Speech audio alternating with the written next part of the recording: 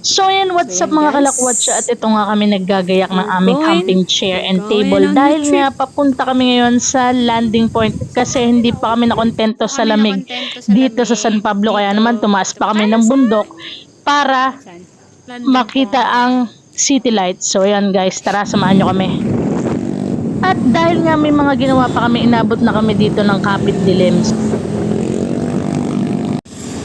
At ito na nga guys, after ilang minutes narating na namin itong landing point. So ayan ang makikita nyong view pag andito na kayo sa taas. So grabe ang lamig, ramdam na namin dyan ang lamig kasi sobrang hangin sa taas.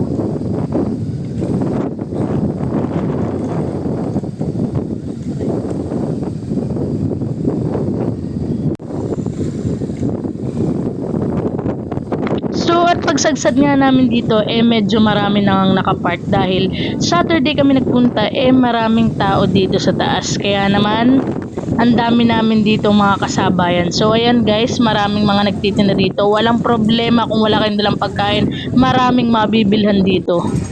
Hey guys, for today's video, napakalamig po dito sa landing point. Hindi ka pa nakontento sa lamig?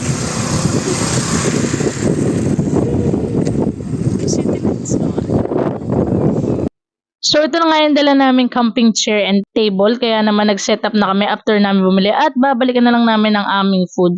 So kaya naman kami nagdala dahil minsan puno yung mga pwesto ng kainan doon, para may mapwestuhan din kami dito ng magandang view. Sarap hawakan ng noodles.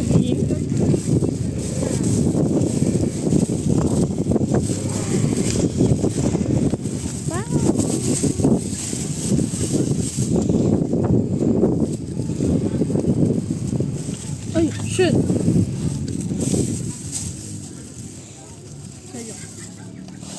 Picture mo na natin. Walang tinidor. Sabagay.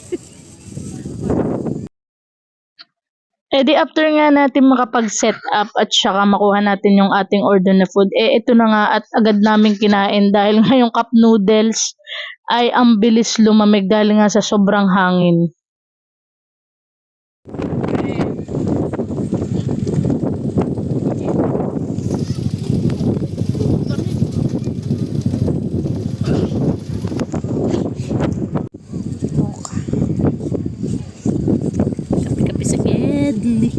Kapi-kapi sa gedli.